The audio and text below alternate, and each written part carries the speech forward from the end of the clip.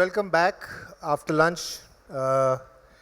Difficult time to do a session, but we have some wonderful founders here. I can see Tamanna on screen. Tamanna wasn't able to make it because of she's dealing with an emergency. But that's the life of a founder. It's tough to be a founder, and we all, I think, see the end product at the end of the day. But what we want to do is perhaps spend some time on understanding their journeys and understanding their business and motivations from their eyes, and also draw some inspiration and lessons from that. So, welcome.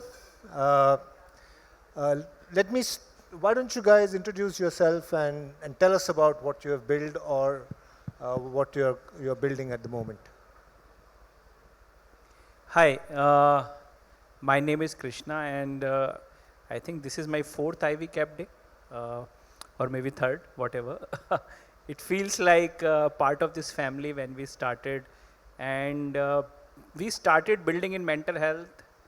I still very fondly remember meeting Vikram in IT Delhi only, in the endowment fund office.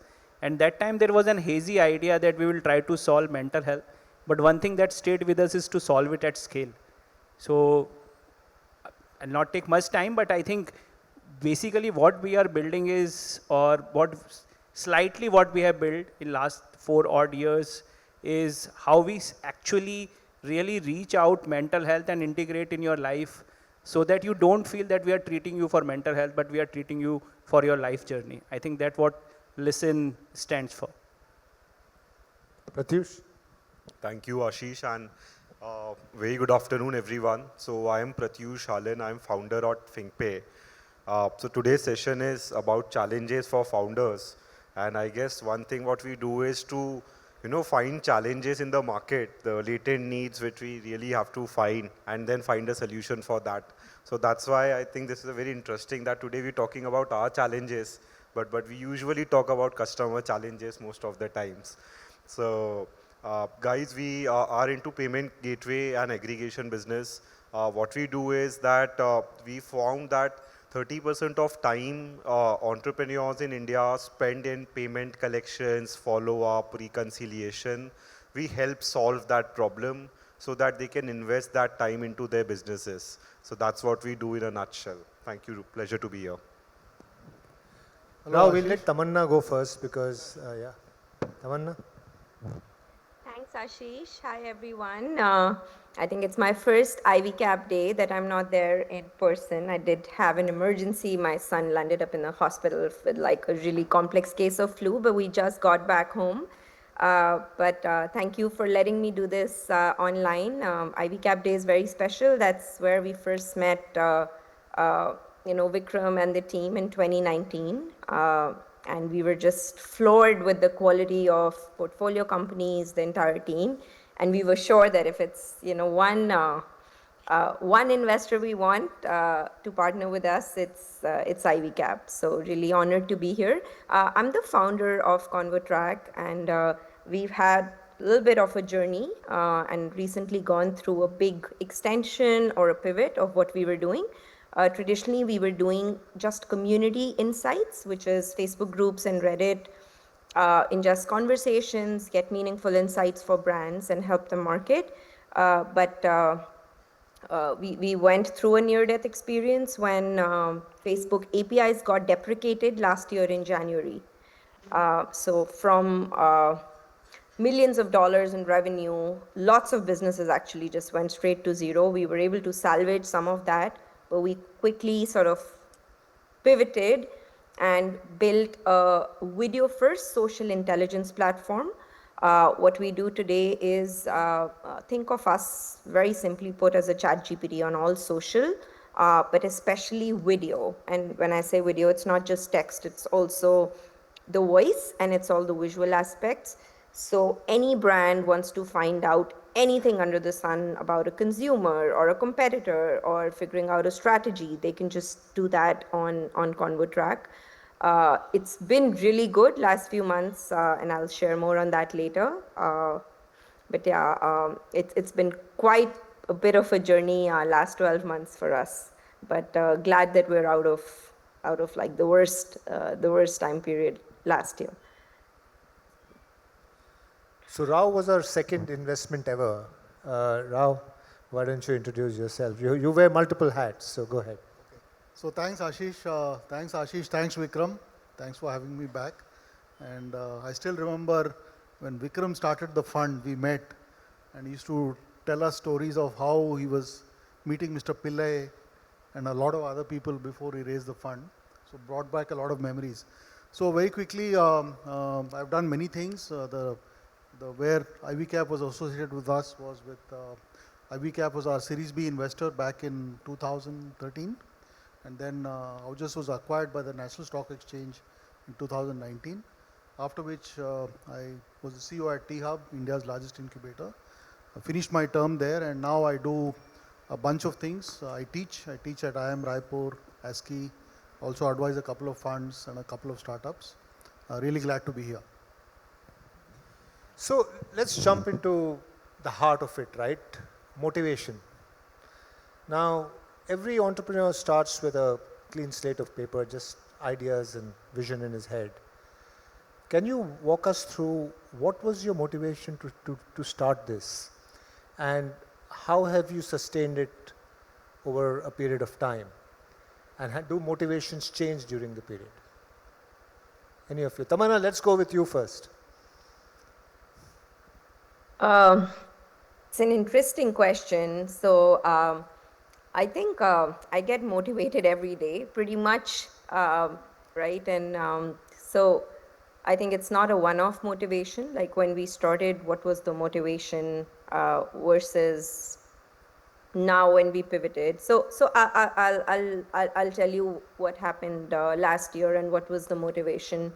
As soon as the news came that Facebook APIs are getting deprecated, I knew that there is no sort of business and growth for communities just because our data access layer was cut off. And what just came to mind, I remember I was on a customer call. This is exactly how it happened. One of our other investors actually texted me, hey, we just read the news and the APIs are going to get cut off in 3 months. So will it impact you guys? Of course they knew it'll impact us, and that was it. And I was on a customer call and I just opened up notes on the side and I started writing, what next? And I still remember, the things I wrote, and, video was first because we had started doing some work already. We were already thinking, how to expand beyond communities to other social and video first platforms.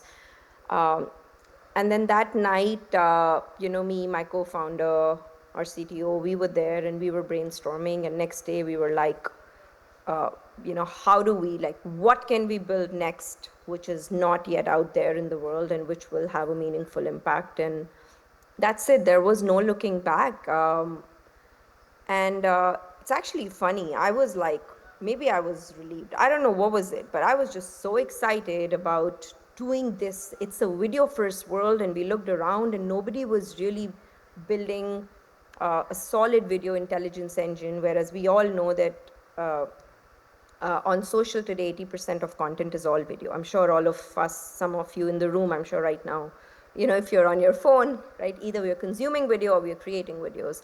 And we were like, no one's solving this problem. So it was instant.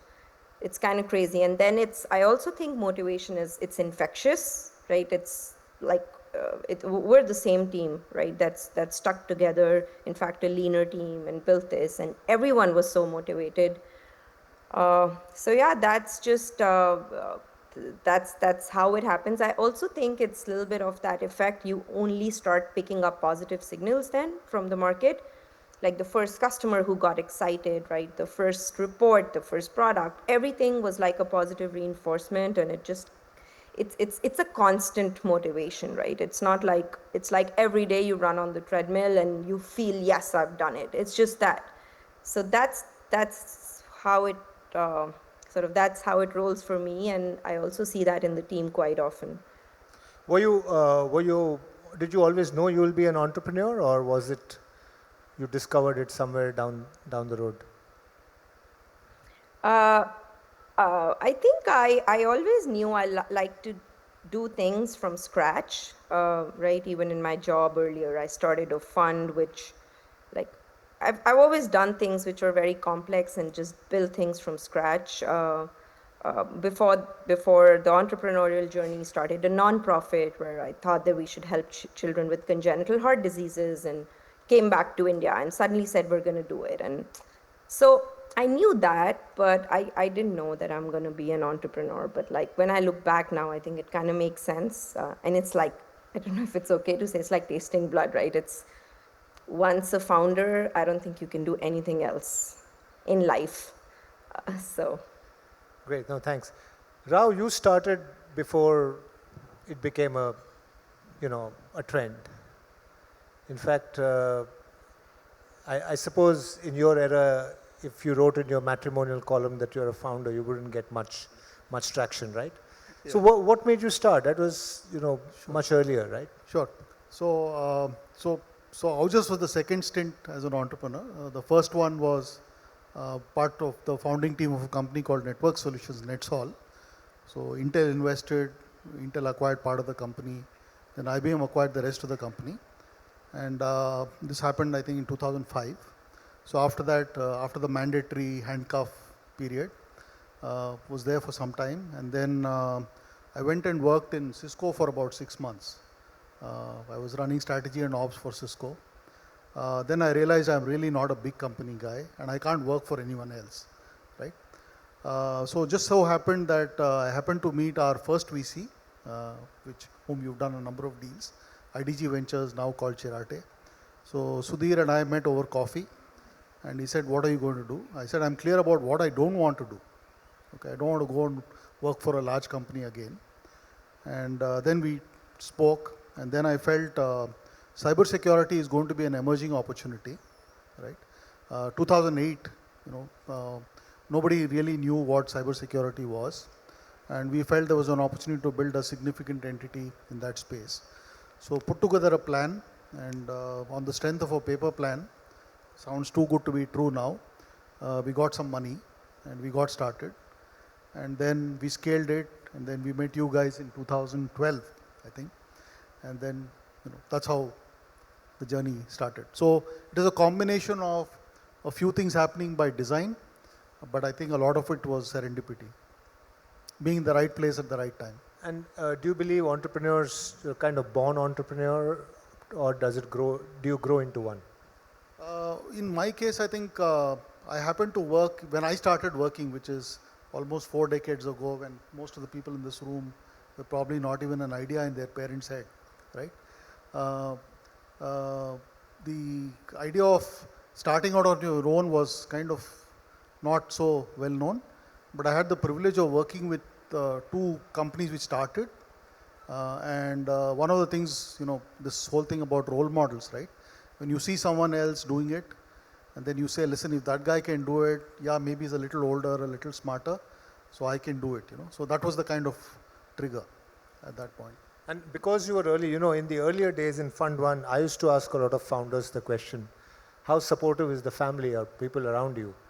Because if you can't sustain that, it's very hard to be an entrepreneur. So did you get any flack from your friends and family for doing this? So I think, so the first one when I started, I was about 35.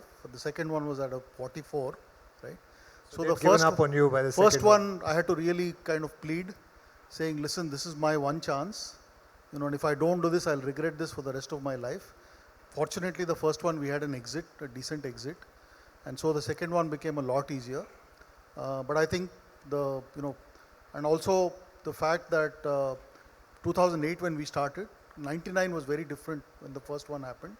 2008, I think people were starting to see that, even an ordinary middle class guy can start something, ground up. Pratyush, how did you get started? What was your motivation? How have you sustained it also for so long? Can you talk of that? So, Ashish, what motivates me is that if I'm able to help someone and make a change in their life, that is what, motivates me, frankly. While I was working at Amdocs and we were developing payment solutions for other markets, Africa, etc., I saw this as a big opportunity and challenge in India that people, for example, if I give you all an example, like the ATMs in rural, semi-rural areas are very low or very low in number, and the bank branches are also too far. So people used to get subsidies, etc., in their bank accounts, and to access that and convert that into cash, they usually has to spare their one working day, go to the bank branch, stand in line. They are sometimes afraid to, even enter into the bank branch and ask for that cash, and then withdraw that cash and come back to their, village. So it actually wastes half a day or sometimes full day of theirs, and they can only do that during the working hours because banks are operational at that point in time and ATMs were not available. So when we thought about this, we thought if how can a small shopkeeper near him become like an extended bank point and help that customer access his account, do cash withdraw, do cash deposits from there itself, and it saves an entire day for that person and also helps generate more income for that shopkeeper and more footfall for him. So it felt really, really nice doing that. And when we saw the impact, because today we have 12 lakh such shopkeepers doing this service on any given day, more than 4 lakhs are active. And when I really visit them on the field, I feel so happy seeing that they all are getting benefited from it. Another motivation for us was most of these people generally transact in cash. So when they are paying their lenders, they pay using cash. Uh, because their bank balances, they didn't had bank balances so that money can get debited every month. So we also enable depositing at the same point. So where they can go and even deposit before their EMI is due. That helped them generate a credit history for themselves in their bank accounts. And if they are paying at a proper timely repayments, it starts generating a good bank history so that they can get access to further financial services, loans. So that helps, and that's what we are up to. In terms of sustainability, it has helped through us, and we do keep identifying more and more such challenges of what we can solve. Like one I introduced with that 30% of the time entrepreneurs are spending in payment collections, follow-ups, reconciliation. So that's also a big problem to solve, and now we are on that. So. And I'm curious, you said you came across this shopkeeper, but if you stereotype entrepreneurs, there's some who are bubbling with ideas every 2-3 months and they'll try something or not. And there are others who say, I don't know what I want to do, but want to start off. So were you somebody who was looking for an opportunity, or did the opportunity come to you? So I'll tell you, like, I never had a plan B.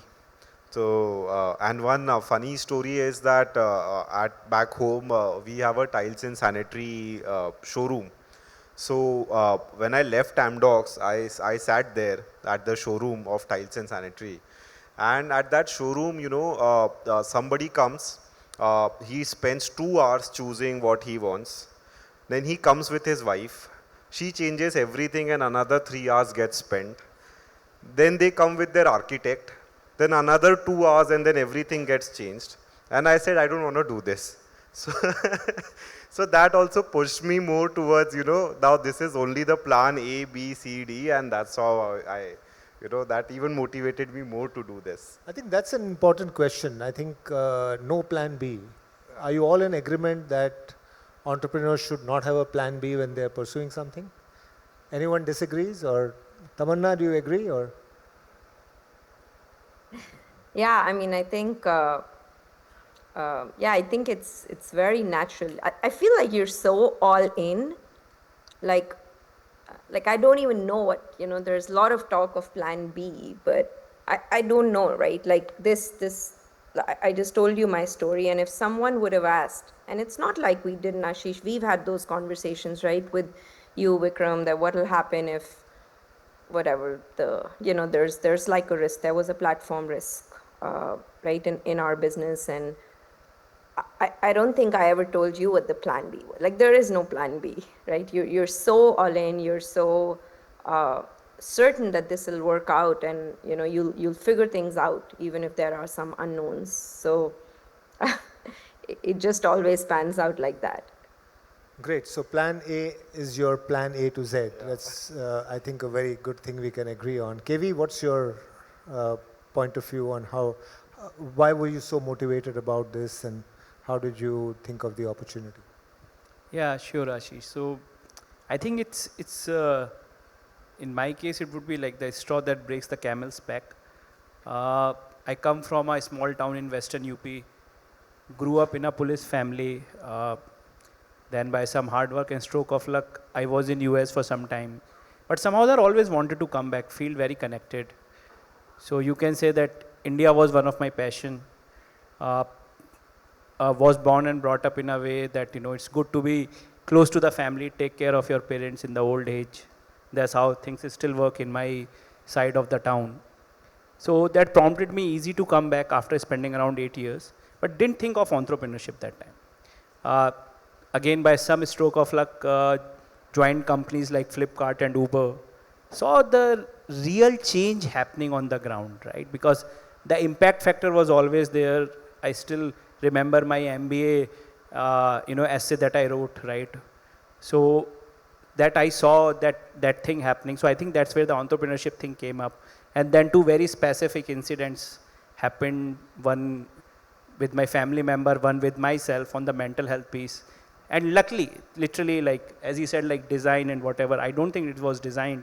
Met my co-founder Tarun, he also come from a small town India. He also wanted to come back to India. We don't have no connection. We met at Uber. He also had a mental health story. So somewhere, a trifecta of doing something impactful in India, our own challenges on mental health, and in fact, Tarun gave the idea of mental health, by the way. Okay. And then something of your own that kind of came together in doing Listen. And I don't regret a single bit. We started, both of us were like 40s, early 40s when we started. Now we are mid 40s. So I think difficult to have a plan B, guys, right? Now. Good. No, and again, this thing about mental health, motivation, I think there are a lot of high points and low points in the journey, right? All the time.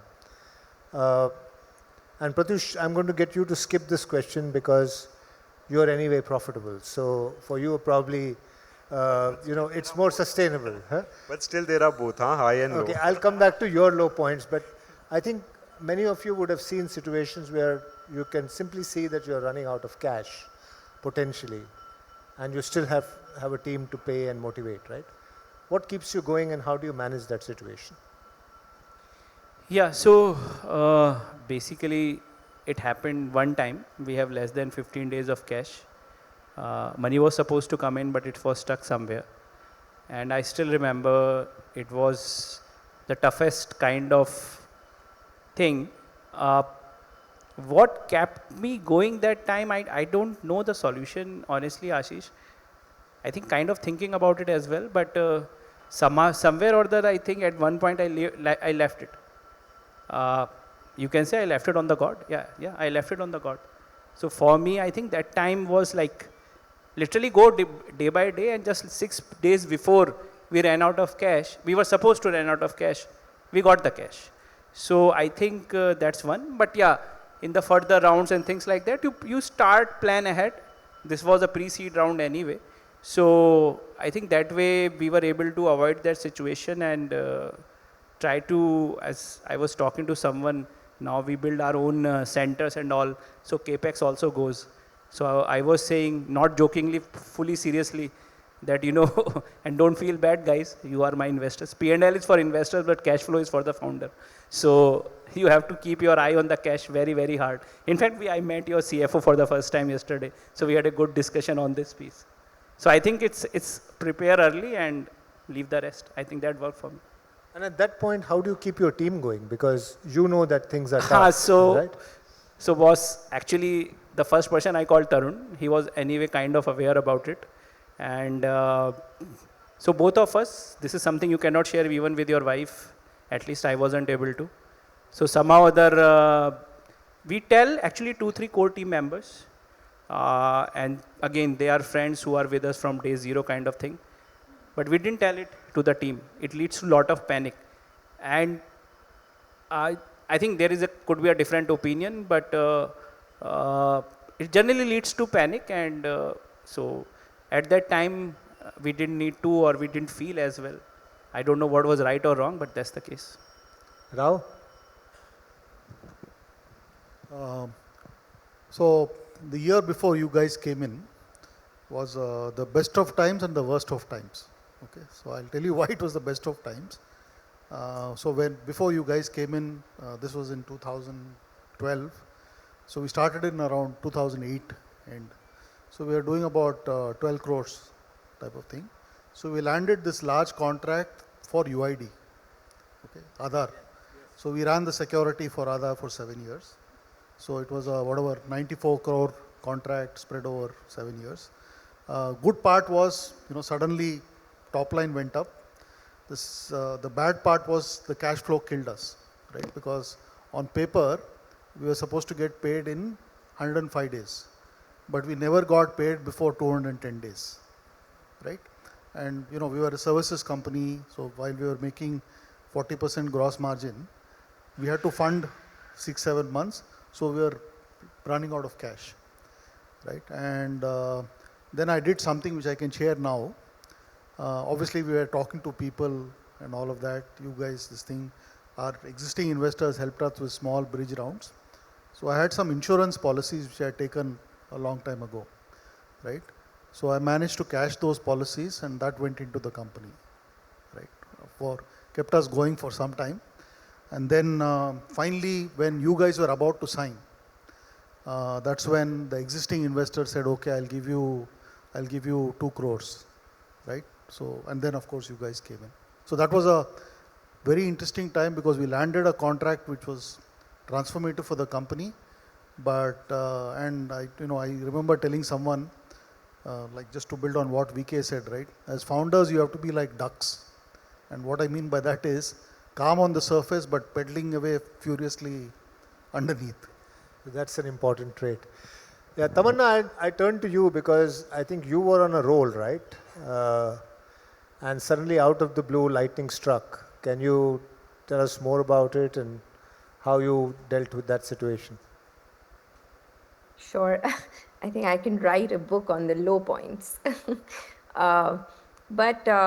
So we've never had this situation of just having 15 days, 30 days, or a few months of cash, and thank God for that. Because I think we've somehow managed always to have at least 2+ years of cash in the bank. It's just right sort of. I don't know how it's happened. Like if you ask me, prudent decisions on the team, I have to give credit to Vikram also here because I think of him really as a mentor when it comes to financials and cash flow and when to raise. But so we've never had that situation, Ashish, where we've not we don't know how are we going to pay. Sorry to interrupt. So that's Tamanna, just never happened. Having said that, I think there's lots of times where last year, for example, right, like that was one time where we knew we'll now have to go all out and invest and build, whereas this sort of new business we're not going to have any revenues and continuing into this year. So I think at that point, just taking a bold bet that because we were so confident that what we're building is going to solve like a big problem in the world, and so just going all out, and we said we'll spend while we'll keep an eye on how much money we have in the bank. But so I'll tell you, like this year alone, right, we wanted to go all out globally with this the video intelligence platform, and events is one way that we discovered we can just get to all markets. So just from January to now, we've done like 15 events in pretty much a lot of parts of the world: US, Europe, Southeast Asia, Middle East, and we went all out and just invested in those and then started seeing returns. But yeah, initially just kept the faith that this will work out. I guess what I'm trying to say is sometimes it was a big low point for us, right, last year. And we could have said that, hey, let's just be super cautious and protect this kind of money in the bank until we figure out. Maybe we were just lucky, but we knew immediately what we want to go all out with, which is invest and build this video intelligence product, and at the same time go to market and get like a, get quick feedback and get to PMF fast. So while it was a low point, we also said that we're not going to just hoard and say that let's just stay well capital. Let's go all out, invest, build, get to PMF for whatever we're building next. So that's the approach that we took. So basically both Rao and you are saying when you have your backs to the wall, you double down, go all out and make it happen. I think we have limited time, great journeys, but I want you all to cover one question or maybe one question in two parts. One is, what is your advice to entrepreneurs? Any advice that you want to give them? And the subpart B of that is specifically, how should you manage your investors and your other stakeholders? Any advice on that? I think I was very lucky at good people like you and the others working. So I think I'm not going to write you a next check, so you can. That's okay. I think the most important thing I learned is I think investors value integrity and transparency. And if for example, I remember, this is right after the quarter when you invested, we had reasonably optimistic projections of growth, but it tanked because some things didn't get signed. And I kept saying, how do we just got married to these new guys. How are we going to tell them the bad news? Then I said, I think the best thing is just be upfront, tell them this happened, things happen. And I think that went down far better than I thought it would. So I think my takeaway would be transparent, be upfront, and end of the day, they are your partners in the journey. So they will definitely appreciate your being candid with them on either good things or bad things. And any other advice to budding founders? Love what you do and do what you love. Pratyush? I guess most of you know. So something which specifically helped me, if I think about it, one is I read a book. I had read it late, but hope I would have read it earlier. That is Who Not How. So that helped me a lot. That for everything you need to find a who and not exactly get into a how. So that was one thing. Second thing which very interestingly I learned, and Vikram and Ashish would love to hear about it, is that I read a book just closed recently which is 10x is easier than 2x. So initially when I read that, I thought, how is that possible? But when I started reading it, it brought me to a new realization actually, that because when you think of 2x, you actually think that I'll do double mehnat, मैं और ज़्यादा कुछ करूँगा and मैं 2x लेके आऊँगा. But when you start thinking 10x, आप 10 गुना मेहनत तो नहीं कर सकते. So then you start opening up new ways, new thinking of how you can really go to that path. And when you go there, you really realize that this was much simpler than the 2x thing, because शायद आपके पास ज़्यादा time बचेगा, your freedom of time will actually increase. So I think we should always think, that actually opened my horizon. That's why I'm sharing with all of you that you must always think that how 10x is easier, and always think in that direction. So world will automatically take you there, and always find a who for everything. For a mentor, for your company, for colleagues, even for your personal things, for your health. Every time you need to have a who, and that will take you far ahead in the life. Very good advice. Big vision, dream big, disruptive, and associate with the right people. KV? Yeah, so I think what advice can I give? I think I'm still taking a lot of advices myself, but I think one thing which is kind of became very clear for me in last 1 year. Take care of yourself. And a lot of people say about it, right? And we all kind of do that, but please do take care of yourself, because to be honest, if there is no founder, there will be no company, whatever the EBITDA margins are, right? So definitely take care of your physical and mental health. Unfortunately, we are losing people for things which are very preventable, at least for us. I think that's one advice or, urge I will have from all the founders, to all the founders or entrepreneurs, in fact, anyone. And I think from the investors, I think it's I from very beginning, I think obviously with Vikram, Ashish, and then other people who joined, right? Utilize their learnings and be open with the problems. Trust me, they are your problem solvers. They are not looking for only month-on-month growth. In fact, if you give a lot of month-on-month growth, they will have second-order question. ऐसा क्या हो रहा है जो हमने नहीं देखा था? So it's very important, right? Go to them, right? Because they have seen literally X number of people. So for example, you know your customer better than investor. If they know better than that, anyway, that company will not survive. But second hand, they know lot of founders like you, right? Because eventually they are the buy side, right? You are the sell side. So it's very important that be open with the problems, not every day and in. You also know where they can help, not operational, but more important like the finance and the market and the pitches and things like that. And at least I've been lucky, obviously with Ivy Cap and then 2 other people who joined. And even with some of the great angels who have invested, we discussed those things. So for me, that worked. It's my support system, actually, coming to the first answer itself.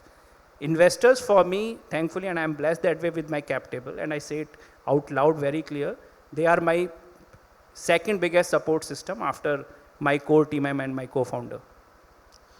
Tamanna, we have run out of time, but I'll let you have one last word on what your advice is. Sure, thanks. So for investors, I'll say something which I don't know if people think of it like that, but first, please trust their intent. They're on your team, not the other way around. No matter what they say, no matter how hard they push you, very important to trust their intent. Second, empathize with them. They also have boards they have to answer to. They should empathize with us, but we have to empathize with them. It's very unpredictable, right? Our journeys, how much returns we give. So we should put ourselves in their shoes.